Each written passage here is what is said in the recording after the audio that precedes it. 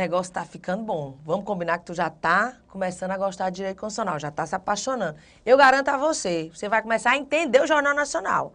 Pode esperar. Pode esperar que você entende. Depois de estudar todo o curso de direito constitucional com a gente, vai entender tudo de direito constitucional. E garanto mais, vai se apaixonar por ele.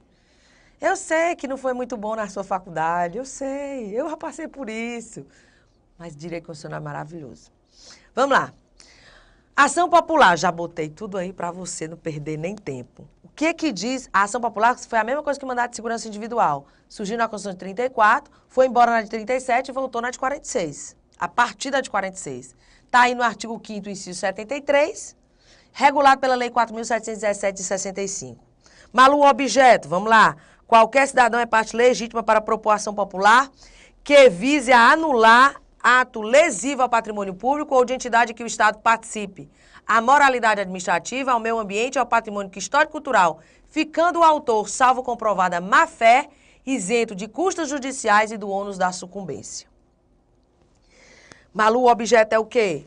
Ato lesivo ao patrimônio público ou de entidade que o Estado participe, à moralidade administrativa, ao meio ambiente e ao patrimônio histórico-cultural. Esse é o objeto. Cuidado para não confundir a ação popular com a ação civil pública. A ação civil pública está lá no 129, inciso 3. Tá? O cidadão não pode propor uma ação civil pública. Tá? Não pode. Mas o Ministério Público pode propor, aí você vem para a legitimidade. Aqui está dizendo qualquer cidadão. Ele pode ser até um menor de 18 anos. Que esteja no exercício dos direitos políticos ativos. Pode ser até o menor. Interessante aqui que as pessoas perguntam, e o Ministério Público pode? No artigo 9º da Lei 4.717, diz que caso o cidadão, depois de propor a ação, desista da ação, o Ministério Público pode prosseguir. Ele pode, não é que ele tenha a obrigação de fazê-lo. Mas ele não pode intentar. Só ação civil pública, junto com os outros legitimados que a lei permite. Aqui só cidadão, que é o que mais cai na prova. Contra quem, Malu? Aqui é contra qualquer pessoa física, jurídica, pública, privada, que esteja cometendo um ato lesivo ao patrimônio público, à moralidade administrativa, ao meio ambiente, ao patrimônio histórico e cultural. Tranquilo aqui. Não pode pessoa jurídica impetrar, porque só pode pessoa física e cidadão. Malu, nem qualquer nacional, não. O nacional tem que ser cidadão. Então, puxa aí para esse tema. Uma coisa importante é que ela seria gratuita em regra.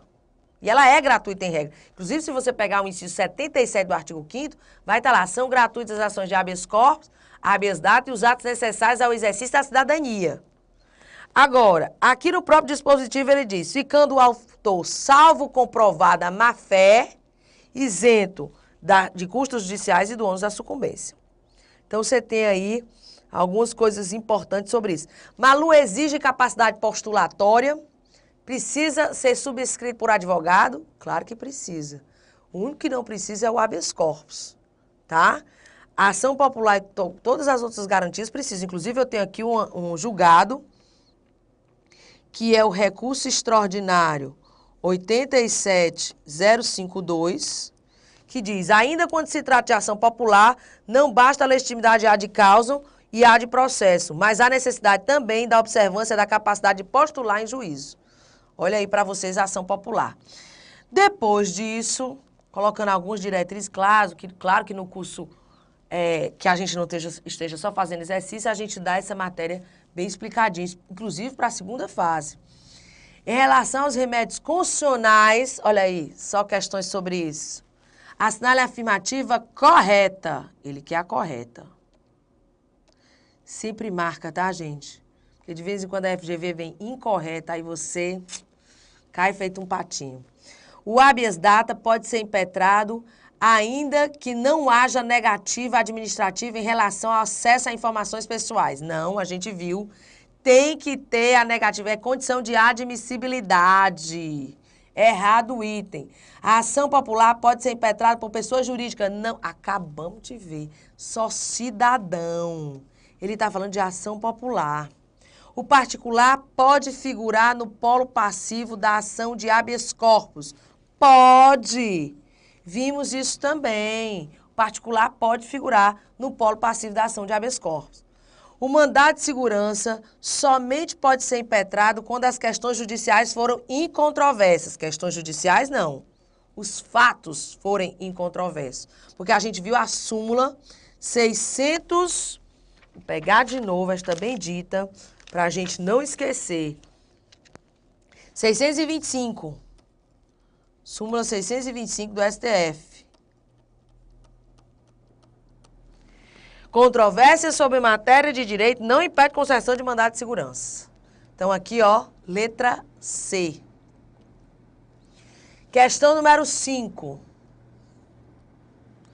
Isabela promove ação popular em face do município X. Ação popular. Por entender que determinados gastos realizados estariam causando graves prejuízos ao patrimônio público. O pedido veio a ser julgado improcedente por total carência de provas. Inconformada, Isabela apresenta a mesma ação com fundamento em novos elementos. E, mais uma vez, o pedido vem a ser julgado improcedente por carência de provas. Nos termos da Constituição Federal e da legislação de regência, tá vendo como ele sempre pede a legislação de regência? Você precisa dar aí uma lida na lei, né? Nos termos da Constituição Federal e da legislação de regência, assinale a opção correta. Sendo o pedido julgado improcedente, haverá condenação em honorários advocatícios. Não, não é isso que faz com que seja condenado em ônus da sucumbência e custas judiciais. A improcedência por ausência de provas caracteriza a má-fé do autor popular. Não necessariamente, mas vamos ver lá.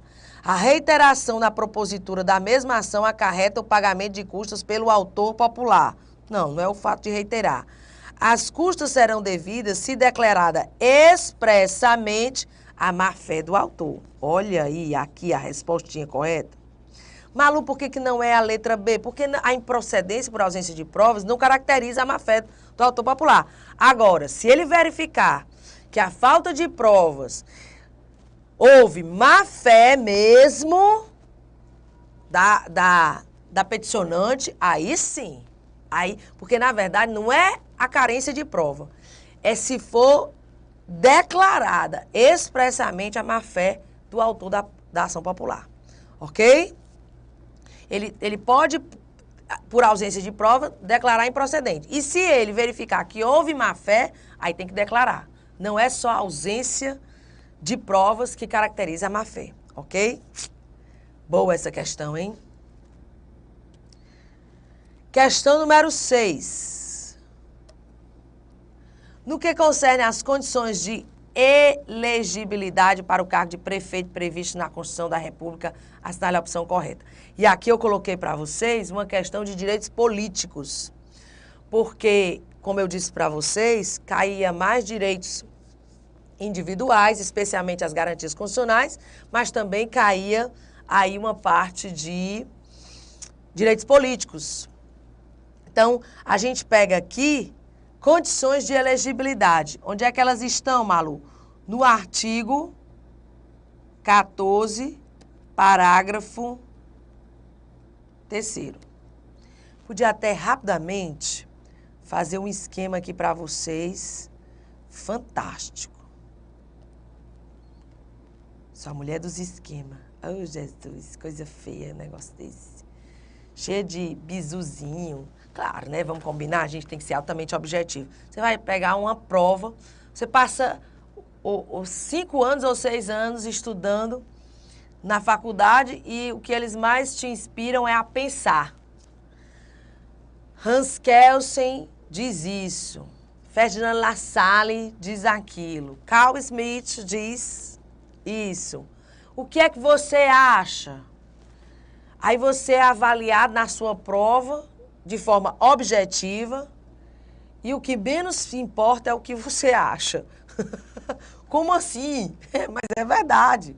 Você é avaliado de forma objetiva. E você precisa ser objetivo quando você estuda para a prova da OAB. Então, Vamos com objetividade, com esquemas, com bizus, que você chega rapidamente ao resultado. Depois você se aprofunda, viu? Vai defender a sua dissertação de mestrado, a sua tese de doutorado, por enquanto, ó, objetividade. Mas vamos lá. Direitos políticos. Fazer um esquema aqui legal para você. Direitos políticos. Existem os direitos políticos positivos. Exemplo disso, sufrágio universal.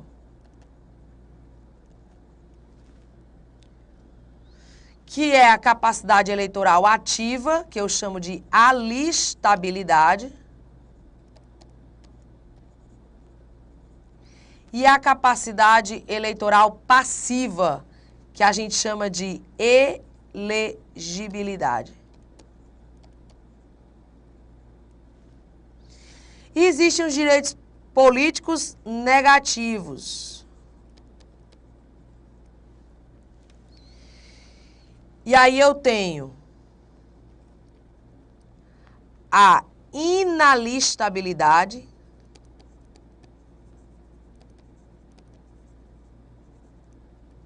incapacidade eleitoral ativa e a inelegibilidade, que é a incapacidade eleitoral passiva, que ainda pode ser absoluta e pode ser relativa.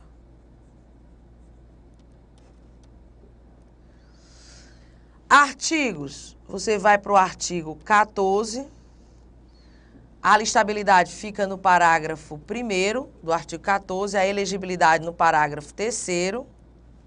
Negativos, a inalistabilidade, parágrafo 2º.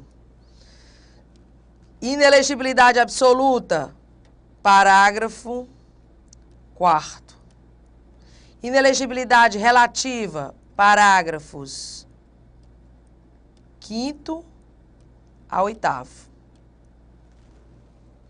Com essa estrutura, você estuda tudo que é necessário na Constituição para os direitos políticos. Não precisa nem adentrar lá do Código Eleitoral. Só os que estão previstos na Constituição, você estuda por aqui. Questão de capacidade eleitoral ativa e passiva, olhando para cá. Claro que você tem que estudar o artigo 15, que trata da perda e da suspensão dos direitos políticos, né? Lógico que você tem que estudar isso também. Mas vamos lá. Se você pegar o parágrafo 3º do artigo 14, vamos aqui, o artigo 3º, aliás, parágrafo 3º do artigo 14, e ele traça as condições de elegibilidade. Olha só. São condições de elegibilidade na forma da lei a nacionalidade brasileira, o pleno exercício dos direitos políticos, o alistamento eleitoral, o domicílio eleitoral na circunscrição, a filiação partidária e a idade mínima de 35 anos para presidente, vice-presidente da República e senador, 30 anos para governador e vice-governador de estado e do DF, 21 anos para deputado federal, deputado estadual, distrital, prefeito, vice-prefeito e juiz de paz. Sabia que o juiz de paz tinha que ser eleito? Artigo 98, inciso 2, tá? 18 anos para vereador. Malu, pelo amor de Deus, isso não cai na prova não, despenca. Pois não é? Gente, é muito simples, é só você botar assim, ó, 35, 30, 21 e 18. 35, só o presidente, e aonde a vaca vai, o vice vai atrás e o senador. 30 anos, governador, e aonde a vaca vai, o vice vai atrás. 18, vereador. 21, o resto. O resto. Né? Como assim, Malu? Memoriza só os menores. Aí o resto cai nos 21. Pronto. Olha aí que eu te dei. É porque eu acho bonitinho um aluno decorar a regra e decorar a exceção. Mas não precisa, você só sabe a regra. Decora só a exceção. O que não estiver na exceção, caiu na regra, né? Então, olha só, se eu disser o prefeito, 21. O vice, 21. Deputado estadual, 21. Juiz de paz, 21. Ministro de Estado. Malu, ele não está aqui não, tá mesmo não. Mas ele tem que ser maior de 21 anos, está no artigo 87 da Constituição. Aí ele não está aqui porque ele não tem que preencher condições de elegibilidade, né? Mas quem tem que preencher condições de elegibilidade, uma delas é a idade. E aí precisa saber. Deputado federal, 21. Olha essa situação, tá? Aí vamos resolver a questão agora, com base no parágrafo 3º, porque ele quer saber condições de elegibilidade. José, ex-prefeito, que renunciou ao cargo 120 dias antes da eleição, poderá candidatar-se à reeleição ao cargo de prefeito. Ele renunciou 120 dias antes. Só que para você concorrer a outro cargo, tá? Você tem que renunciar 6 meses antes do pleito. Malu, onde que está isso? Artigo 14, aliás, olha, eu botei 14, eu ia falar do parágrafo 5º, deixa eu apagar aqui bem rapidinho. 14, parágrafo, aliás, 6º. É o que a gente chama de desincompatibilidade. Ele precisa renunciar ao pleito 6 meses antes do pleito. João...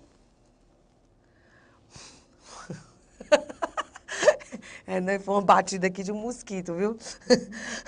João, brasileiro, solteiro, 22 anos, poderá candidatar-se pela primeira vez ao cargo de prefeito. Não pode, não? Pode. O fato de ser solteiro não muda nada, tá, meu Deus? Isso aqui foi só para enfeitar. Por quê? Porque para ser prefeito, a idade mínima é 21 anos. Pela primeira vez ao cargo de prefeito. Certíssimo. Marcos, brasileiro, 35 anos e analfabeto, poderá candidatar-se ao cargo de prefeito. Pela idade, ele poderia. O problema é que ele é analfabeto.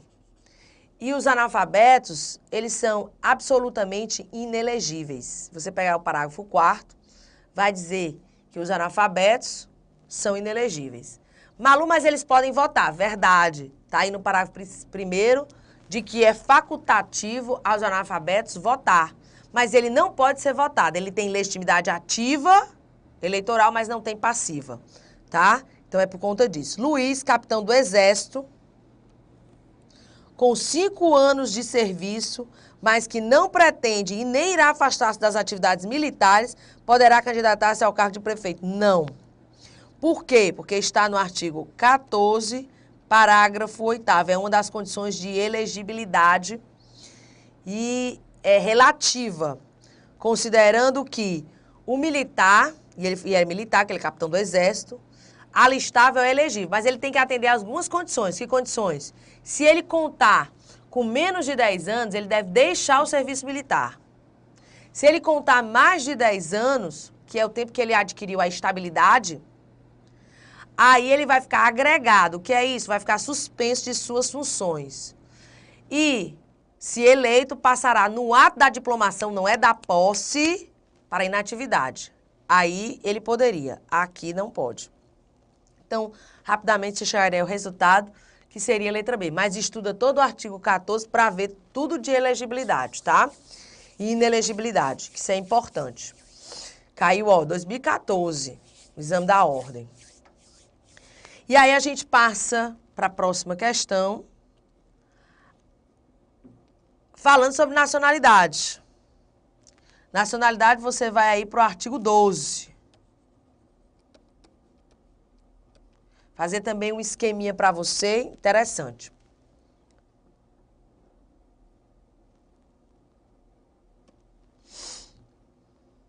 Quando você estuda nacionalidade,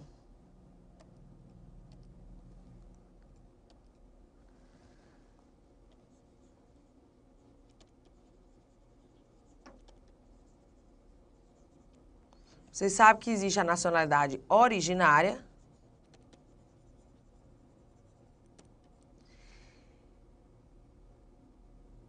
e a derivada, que a gente chama de secundária também.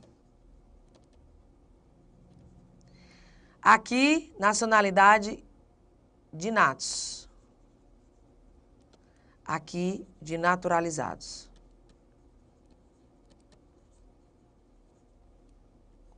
Está no artigo 12.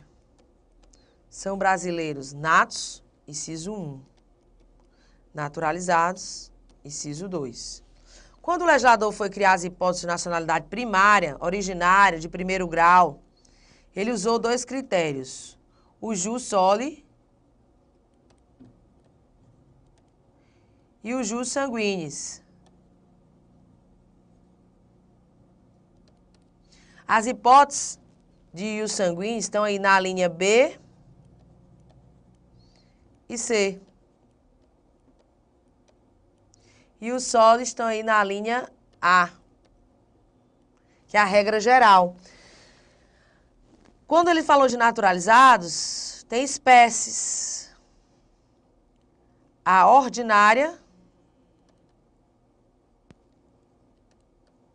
a especial, segundo José Afonso da Silva, e a extraordinária.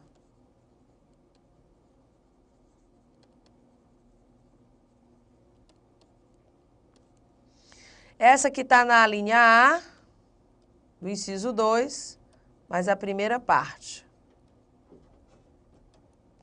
Essa aqui também na linha A, mas já é a segunda parte. E essa aqui está na linha B. Com base nesse esquema, queria que você pegasse aí o seu artigo 12.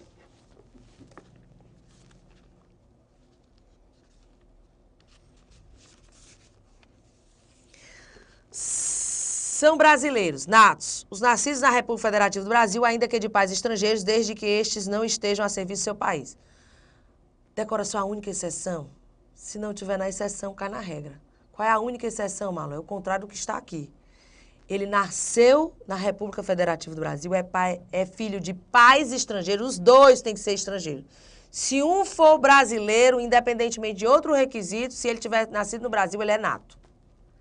Então, ele nasceu na República Federativa do Brasil, ele é filho de pais estrangeiros, os dois, e um deles está aqui a serviço do seu país de origem.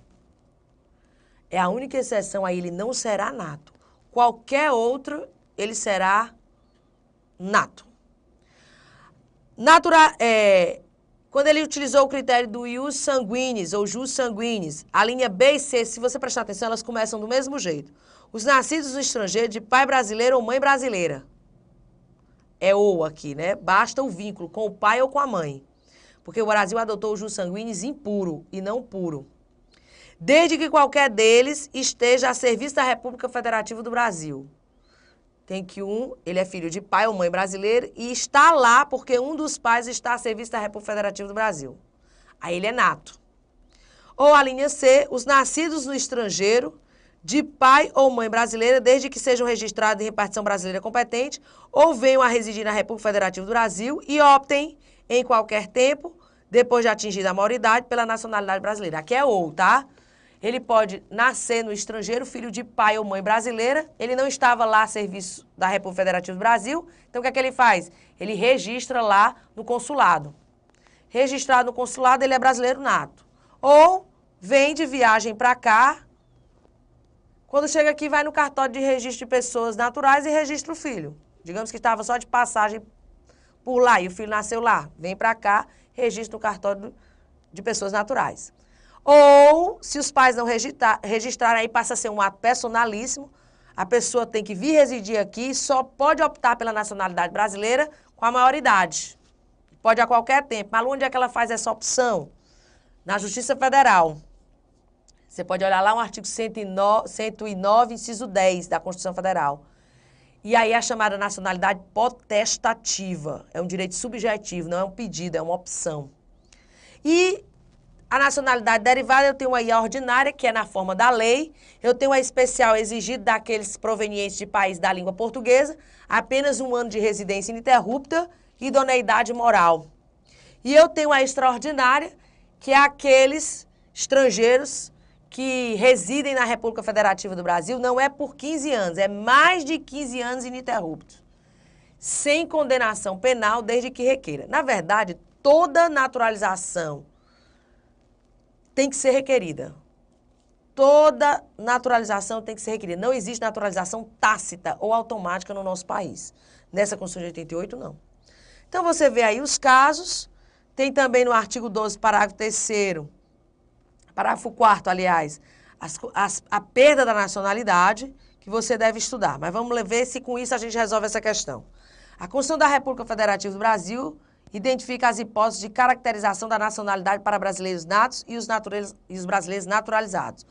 Com base no previsto na Constituição, assinale a alternativa que indica um caso constitucionalmente válido de naturalização requerida para a obtenção da nacionalidade brasileira.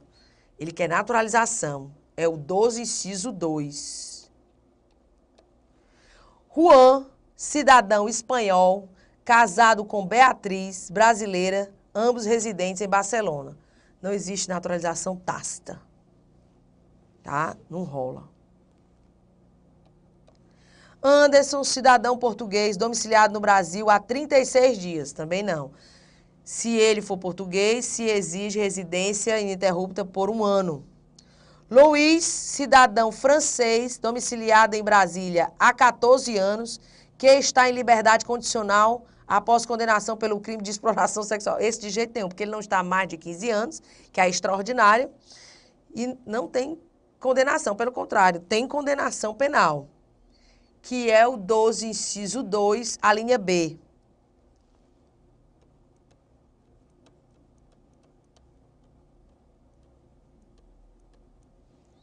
Isso aqui é a linha A, tá? 12, inciso 2, a linha A.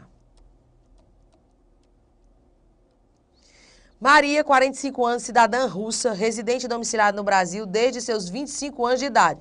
De 25 para 45, mais de 15, né? Processada criminalmente por injúria, mas absolvida por sentença transitada em julgado. Então, ela é sem condenação penal.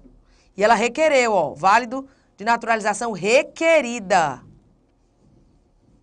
Letra D, artigo 12, inciso 2, se encaixa aí na extraordinária, a linha B. E aí a gente termina esse vídeo, lembrando para vocês que nós estudamos aí algumas coisas sobre direitos e garantias fundamentais, naquilo que eu acho que é mais possível cair na sua prova. Mas a gente continua, porque a gente estuda a organização do Estado, a gente estuda a organização dos poderes, controle de constitucionalidade, tudo de grátis. 0800, só o EVP. Beijo grande para você, continue com a gente.